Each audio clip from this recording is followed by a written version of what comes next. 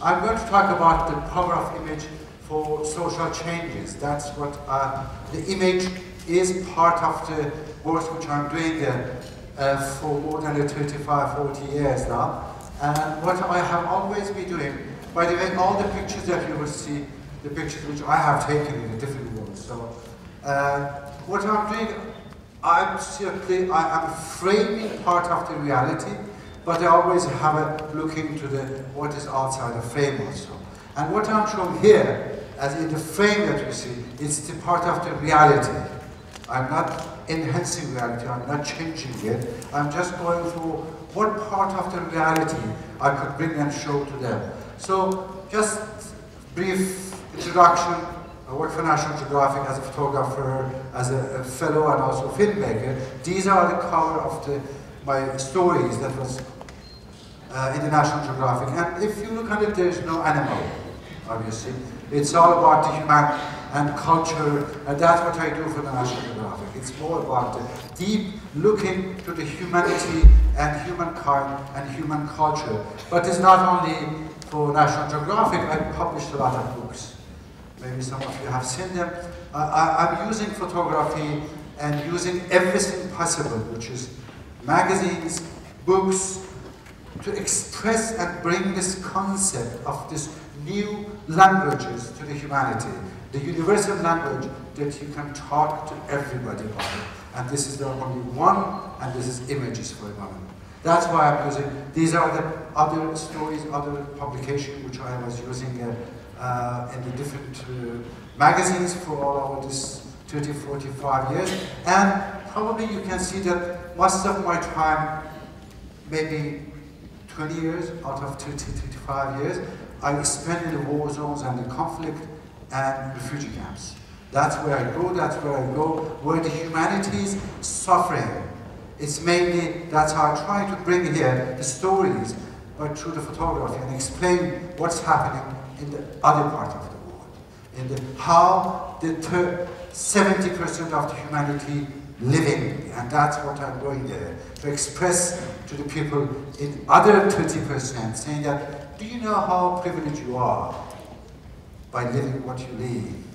Do you know how other 70% of the humanity live? And do you know how other 70% of humanity suffer? That's what I do.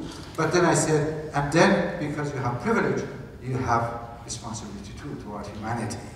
So everybody has responsibility, and everybody has the possibility and capacity to work for the humanity. How I do books, magazine, but also using the street art. I use a street art and exhibition. This is an exhibition in Paris, in the Luxembourg Garden of my works, The Crossing Destiny, bringing 1 million visitors and 1 million people look into it and understanding the story of the people. Or what I'm trying to do, it's learning by living. I'm trying to make it in a way that the places that we live, places that we walk, become also places of learnings. Instead of having advertisings, which is a 100% visual and psychological pollution, but we don't know about it. I mean, you don't know, I know about it. That it is, we are entering in a horrible psychological and visual pollution by advertising, and they are responsible of many of the humanity's problems today. Many of the psychological problems that everybody has, it's because of those visual pollution that we got to advertising. So I'm trying to use cities, places, saying that learning by living. Another way, this is in front of the Louvre Museum in Paris for a few million people visiting, and these are all the portraits of the workers all around the world that produce coffee. And I wanted people being there, see every time you drink coffee, do you know who makes this? Do you know how this coffee is made? This is the second commodity in the world. After the oil, this is the second one. You don't know how he's doing and who is doing. So I use the walls of the Paris in front of the Louvre. 5 million people looking for it. Or even in Afghanistan, in the Panjshir Valley, going up high on the mountains, I bring photography and I express how you can learn by living, how you can learn the stories by looking to it. Or here, projecting pictures night times in the beach. When in the summer times everybody's coming and sittings, I go to and I do projection about the story of the humanity. This was about the rebellious souls talking about Afghans and who they are in the middle of the summer for the good people in the beach side. Of course, some say, you're a troublemaker. People, they come here, have fun. I said, well, you know what? I just want to say that while we're having fun, how the other part of the humanity is living. Just this is the whole story. But also, I always look into how photography, how image could solve the problems that we are looking for. One example, I was covering the story of Rwanda and Burundi, and there was 800,000 people massacred, but also you had 12,000 children lost their parents. Where they were the parents? 12,000 children get by UNICEF and Red Cross, and nobody knows where are their parents are, how you can find them in this the African refugee camps. So the answer was, let they photograph all these 12,000 children, 12,000 portraits. I trained refugees. I brought cameras, I brought all the materials, saying that, okay, that's how you take pictures. You sit here and we photograph 12,000, and then we made exhibition in the refugee camps. Just one example I'm trying to say, how you can solve the problems of many of today's problems, social problems, by using images. So people is coming and looking and trying to find their children that they have lost in the massacres. This is one of the scenes, the grandmother finding children. By the way, do you know, just out of 12,000 people that we photographed and we exhibited in 4 months, 3,500 children find their parents.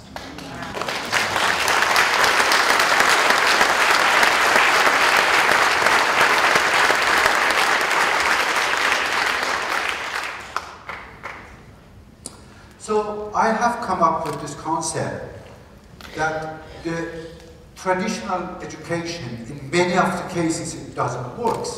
It's too back 19th, 18th century, and our kids are busy with the Nintendos and PlayStations and Facebooks and images.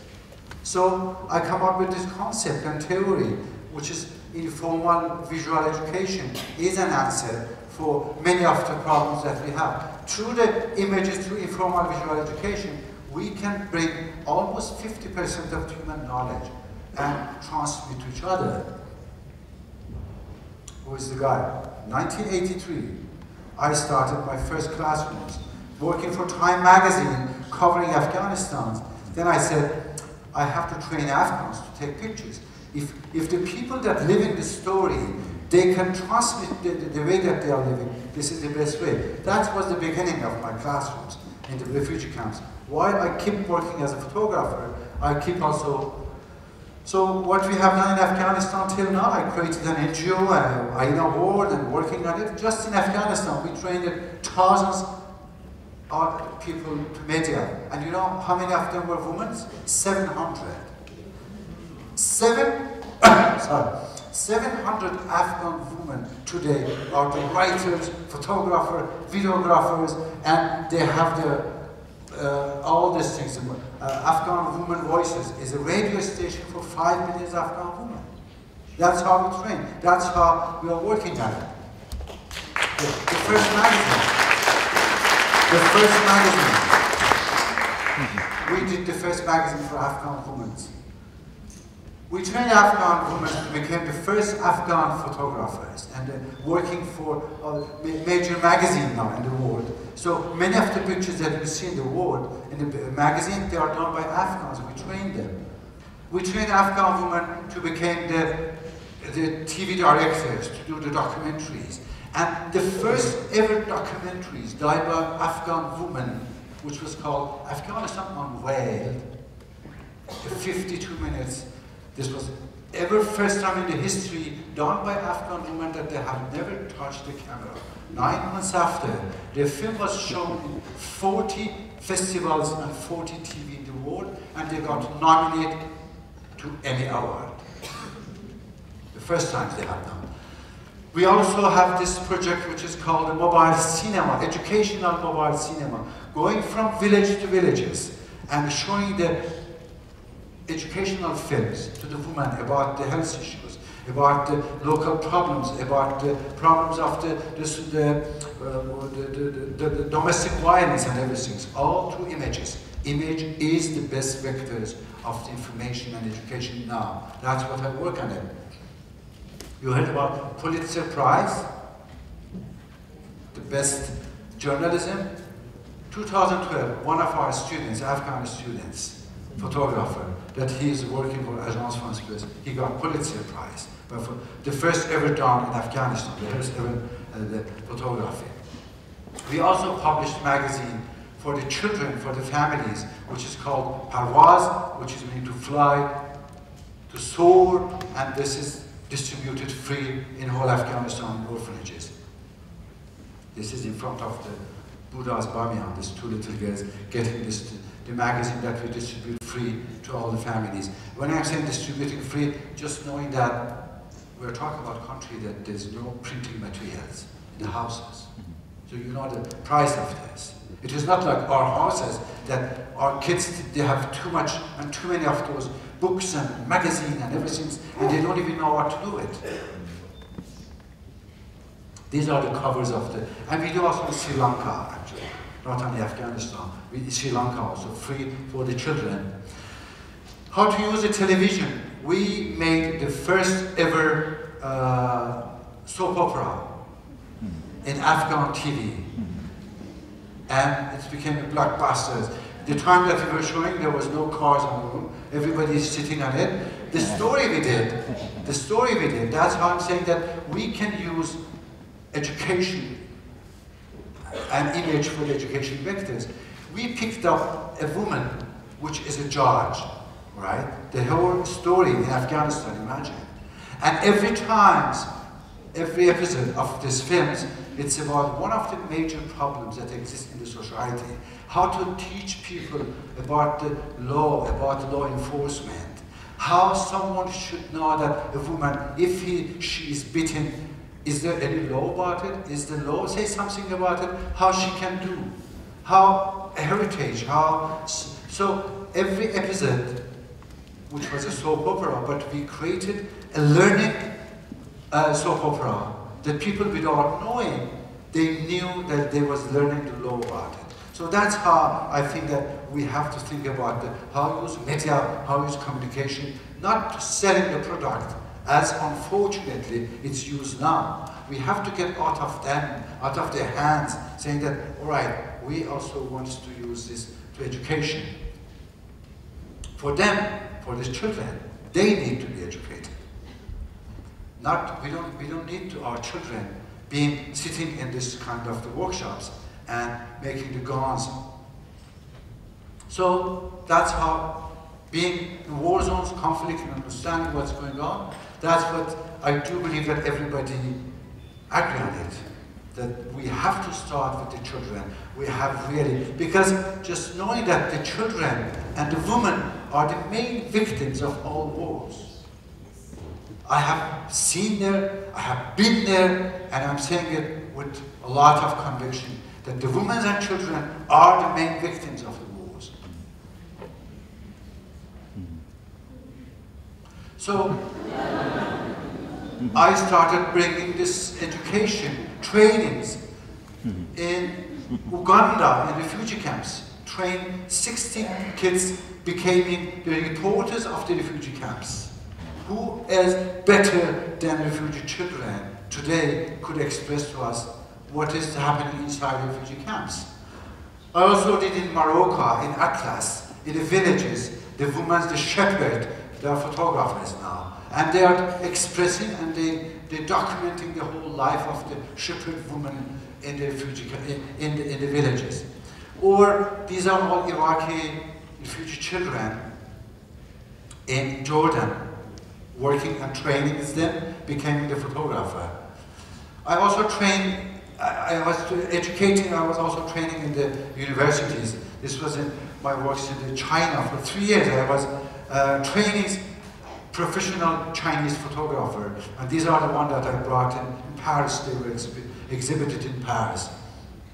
This is students in Shenzhen University that I was talking to them and I was giving conferences. That's how I go from university to university, from conferences to conferences, to express that image is the important language. We have to find a way to use it more and more and more. By another way, also, it is not only refugee camps or universities, it's in our doors. This is the 100 children in Italy, in Sicily, the worst difficult suburb in the world, or in Europe. And I went there. It's the whole closed suburban, very tough suburbs. 50% of the boys and men are in prison, mafia, and I'm training hundreds of their kids to document everything's happening and becoming the storytellers of their own life. These are those kids. You can see the shining eyes when they're learning on it. And this is another project which I'm working on the France 7 cities, from Toulouse to Dijon, from Metz, from Nancy, from Saint-Ouen. I'm working with the children which are, or kids that are dropped out of the schools and training them to to become storytellers of their own stories and using image and photography to find a way. Actually, one of them today, Kunji, was here and with the orange shirt, and you saw her maybe taking pictures. She's one of the students which I'm training there. I also use internet. E-learnings is very important. And I launched this project in Children's Eyes on Earth for 2 years now, and which is training children using internet and a photo competition. The first one was, I love nature, I fear pollution. You know what? I love nature, I fear pollution. Thousands of the children all around the world participated on it. And this is the result of it. So how bring photography, images and everything for talk about pollution to the children? Well, you know, the citizen journalism, it's just up. Everybody now has a possibility. Like this one is in Tahrir Square. They worked and created their own media. So my next project, which I'm working on it started for 5 years project. It's called Exile Voices. Exile Voices is about creating a cultural relief mobile education in refugee camps. Refugee camps now are the best places when you have all these people coming there and they have lost everything and they have nothing to do. So what do you do with them? You educate them. You bring the trainings to them. This is the best place. So I'm concentrating on the next 5 years, all my works with the UNHCR and some other organization, create this Exile Voices and creating this cultural relief, which is in the refugee camps. This is one of the recent which I did in Iraq and Kurdistan. These are all Syrian refugee children, and I'm training them to photography to tell the stories of the camp. This is my classrooms. Well, you know, you do where you find it. You put your classrooms. This is inside one of the refugee tents. And I just want to see. You see this second girl from the right, the girl with the red shirt, the second one, Maya. When she listened to me and I said that this is not about photography.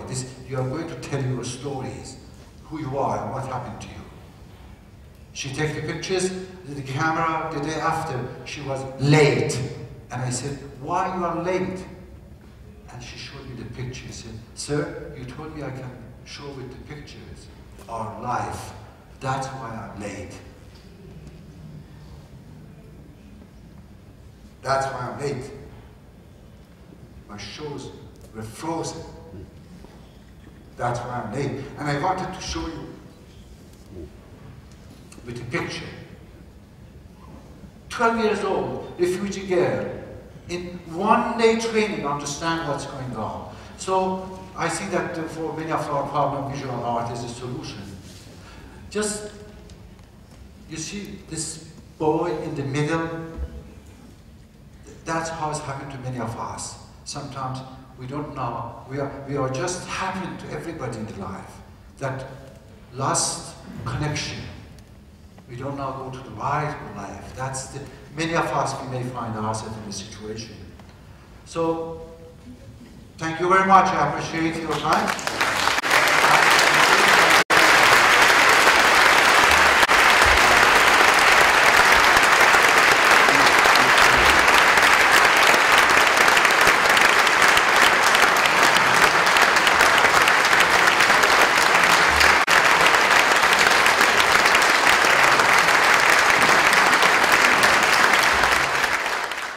بهره برداری امن از موبایل و اینترنت، زن، حقوق فردی و اجتماعی، سازوکارهای جلوگیری از نقض حقوق بشر، پویشی در مفهوم دموکراسی، مروری بر پایگیری نهادهای مدنی در ایران، اندیشه‌های نوین از حقوق کارگران، آموزش خبرنگاری، حقوق شهروندی امروز و محیط زیست.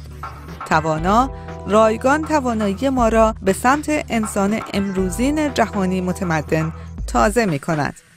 برای شرکت در این کلاس ها به tawana.org بروید و با جیمیل مستعار ثبت نام کنید. از طریق فیسبوک، توییتر و شبکه یوتیوب می توانید آموزشکده توانا را دنبال کنید. توانا آموزشکده است برای جامعه مدنی ایران.